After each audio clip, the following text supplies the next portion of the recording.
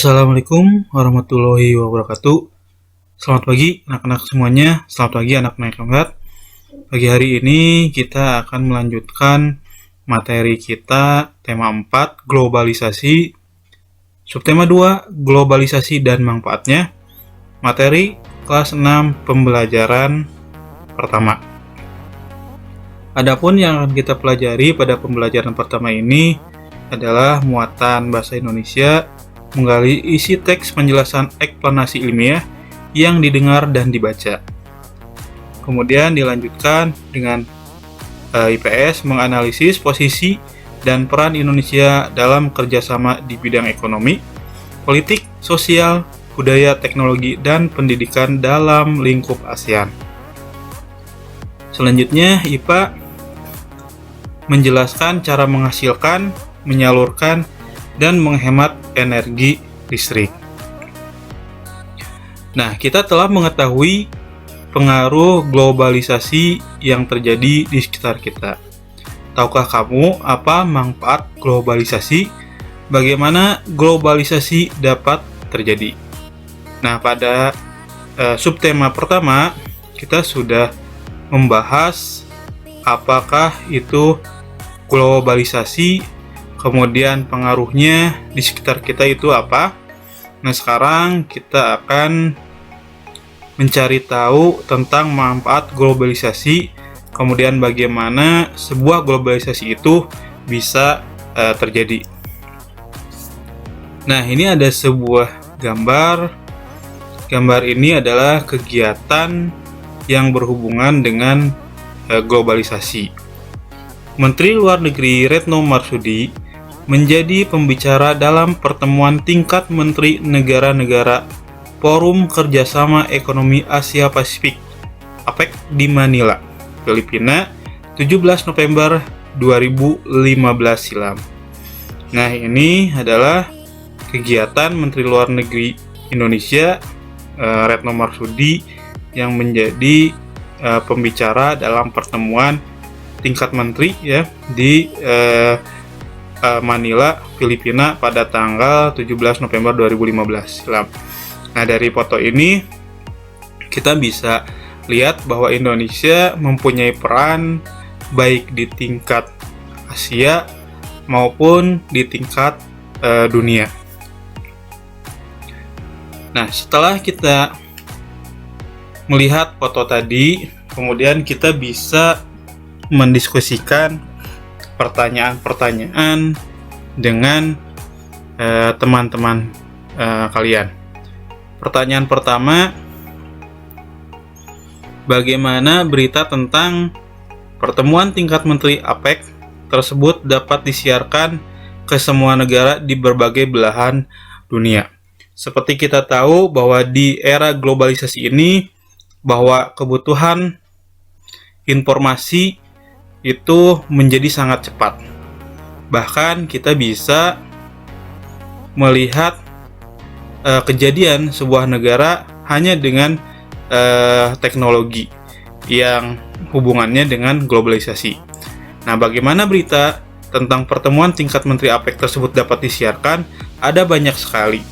Mulai dari media televisi, kemudian juga bisa melalui radio, bisa melalui surat kabar, ataupun juga bisa melalui jejaring sosial atau melalui internet.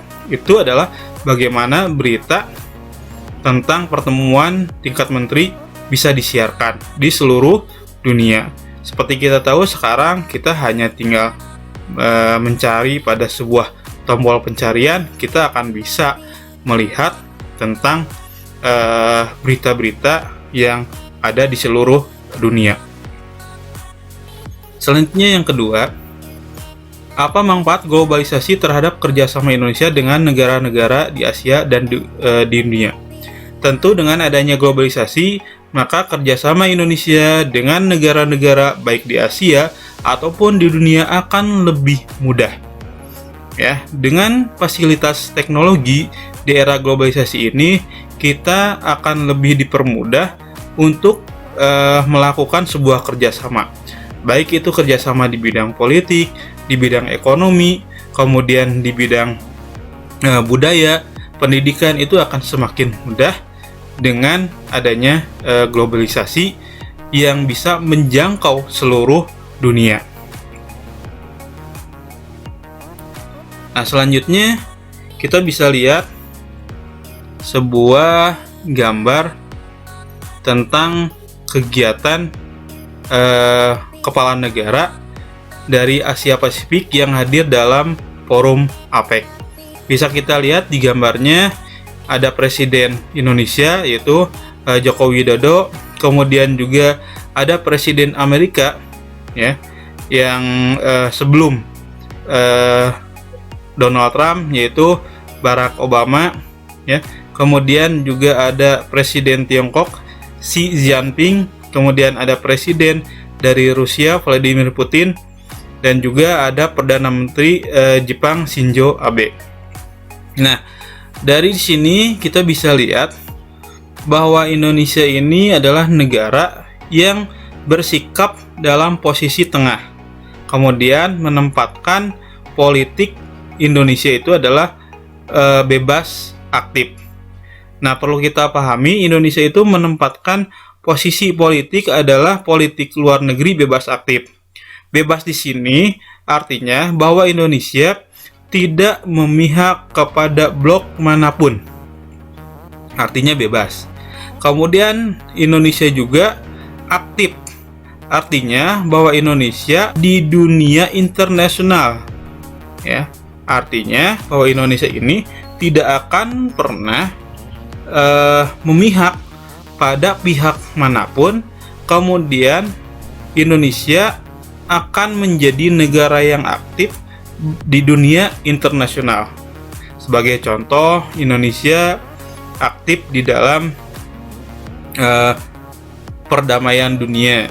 Itu adalah salah satu contoh bahwa Indonesia adalah negara yang menggunakan politik luar negerinya adalah bebas aktif. Ya, itu negara Indonesia. Nah, sehingga Indonesia di era globalisasi saat ini adalah menjadi negara yang menjadi rebutan dunia, terutama para peserta APEC. Ya, kenapa? Karena Indonesia mempunyai posisi strategis di kawasan ASEAN dan juga Asia serta juga dunia. Ya. Nah, setelah ini Bapak akan bacakan tentang teks eksplanasi. Anak-anak silahkan dengarkan. Ada 3 buah paragraf tentang bahasa Indonesia.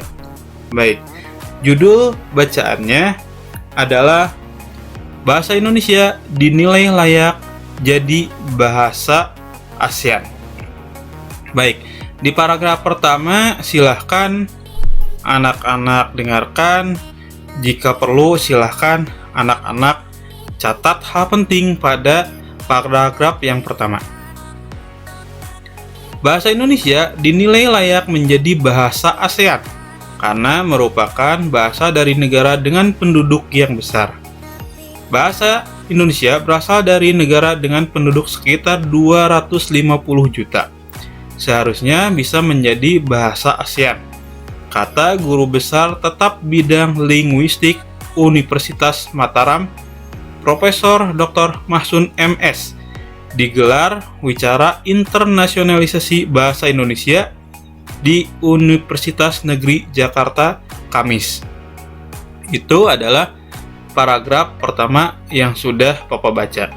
Selanjutnya kita ke paragraf yang kedua. Silahkan dipahami, silahkan dicatat hal pentingnya. Menurut Mahsun, bahasa Indonesia memang hanya memiliki 90.000 kosakata, tetapi mempunyai strategi gramatikal untuk menciptakan kata baru, sehingga bahasa Indonesia merupakan bahasa yang kaya. Misalnya, dari kata hati dapat dikembangkan menjadi mata hati, jatuh hati, patah hati, dan lainnya. Atau dari kata anak berkembang lagi menjadi peranakan, kekanak-kanakan, kanak-kanak, dan sebagainya. Jelas maksud. Pada kesempatan yang sama, budayawan Indonesia Pran Magnis Suseno atau akrab disapa Romo Magnis menilai bahasa Indonesia layak menjadi bahasa global. Dalam bahasa Indonesia, kita bisa ungkapkan apa saja. Jadi, masuk akal kalau bahasa Indonesia diakui di ASEAN. Bahasa Indonesia itu sempurna, tidak kaku, dan bisa berkembang. Itu paragraf yang kedua, silahkan dicatat hal pentingnya. Selanjutnya, paragraf yang ketiga. Oleh sebab itu, ia menyayangkan semakin banyak generasi saat ini yang merasa lebih percaya diri menggunakan bahasa Inggris sebagai bahasa utama ketimbang menggunakan bahasa Indonesia. Bagi saya, mengherankan orang Indonesia pakai bahasa Inggris di rumah. Kemampuan bahasa Inggris cukup dipelajari sebaik mungkin sebagai bahasa asing. Saya dukung orang kita bisa bahasa asing, bisa maju, tetapi kalau bahasa Indonesianya sebagai bahasa ibu diganti, rasanya kosong, karena tidak menyentuh ke hati. Jelas Romo Magnis yang belajar bahasa Indonesia sejak tahun 1962 itu. Nah, silahkan, tadi sudah dicatat kata pentingnya. Nah, kita akan mencari informasi tentang topik masalah pada paragraf pertama, kemudian deret penjelasnya di paragraf yang kedua, dan selanjutnya simpulan, pesan, pendapat pribadi penulis. Baik. Nah, di paragraf yang pertama, yang menjadi topik masalah adalah bahwa bahasa Indonesia layak menjadi bahasa ASEAN karena berasal dari negara berpenduduk terbesar. Itu topik masalah pada paragraf yang pertama. Kemudian pada paragraf yang kedua, bisa kita lihat penjelasnya adalah menurut Mahsun, bahasa Indonesia hanya memiliki 90.000 kosakata, tetapi dapat menciptakan kosakata baru, sehingga bahasa Indonesia adalah bahasa yang kaya. Kemudian penjelasnya, menurut Pran Magnis Suseno, bahasa Indonesia layak menjadi bahasa global. Dengan bahasa Indonesia, kita bisa mengungkapkan apa saja. Bahasa Indonesia itu sempurna, tidak kaku, dan bisa berkembang. Selanjutnya, paragraf yang ketiga, kesimpulan. Menguasai bahasa asing itu boleh, tapi jangan sampai mengganti bahasa Indonesia sebagai bahasa utama. Itu kesimpulan pada paragraf yang ketiga. Nah, salah satu dampak positif globalisasi adalah bahasa Indonesia makin dikenal di kawasan Asia. Nah, tadi sudah dijelaskan pada paragraf yang sudah dibacakan bahwa bahasa Indonesia dikenal di kawasan Asia. Sedangkan dampak negatif dari globalisasi adalah adanya pemborosan energi karena kemajuan teknologi membutuhkan banyak energi. Itu adalah dampak negatif dari globalisasinya. Nah, kemudian Indonesia mempunyai bentuk kerjasama dengan negara-negara di Asia Tenggara di bidang sosial dan budaya di masa globalisasi. Bentuk kerjasamanya adalah di bidang politik, ya. Nah, Indonesia di bidang politik, bentuk kerjasamanya adalah mempererat hubungan politik melalui pertukaran duta dan konsul, kemudian menciptakan stabilitas politik, mengadakan perjanjian ekstradisi, itu di bidang politiknya. Kemudian bentuk perannya Indonesia di kawasan Asia Tenggara, mengirim duta dan konsul ke negara anggota, menerima dan memfasilitasi duta dan konsul dari negara anggota, ikut serta dalam mengendalikan dan menyelesaikan konflik yang terjadi di negara anggota. Dengan penyelesaian konflik, stabilitas politik suatu negara dapat terwujud. Kemudian mengembalikan penjahat dari negara anggota yang melarikan diri ke Indonesia sebagai wujud penegakan perjanjian ekstradisi. Nah, kemudian selanjutnya kita akan melakukan praktek dari tentang cara menghemat energi. Alat dan bahannya kita bisa siapkan 1 buah lampu bohlam 5 watt, kemudian 1 buah LED 5 watt, 1 buah neon 5 watt, kemudian juga dudukan lampu, kemudian juga baterai, kabel, gunting. Selanjutnya kita perlu isolasi, kemudian satu buah kotak kardus atau bekas mie instan ya. Nah tadi contoh dari bohlamnya semuanya adalah yang berukuran 5 watt ya. Jadi satu bohlam yang berwarna kuning, kemudian satu bohlamnya yang neon ya, kemudian satu lagi bohlam berupa lampu LED yang sama-sama 5 watt.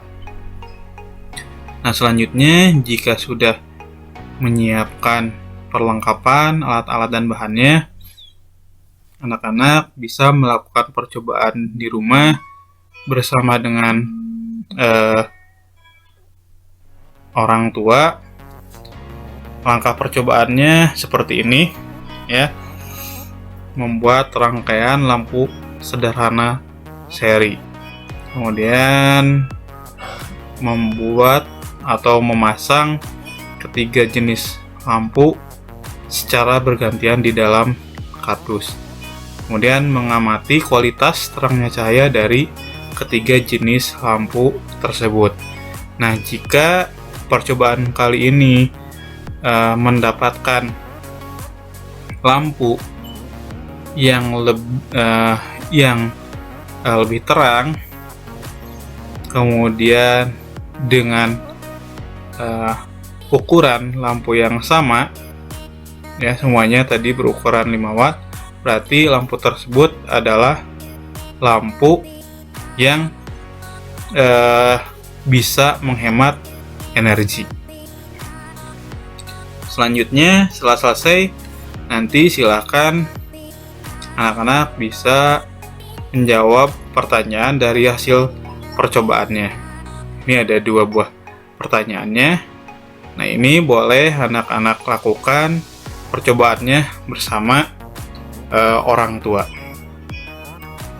Baik, sampai sini dulu materi kita di tema 4 subtema 2 pembelajaran pertama. Terima kasih atas perhatiannya. Wassalamualaikum warahmatullahi wabarakatuh.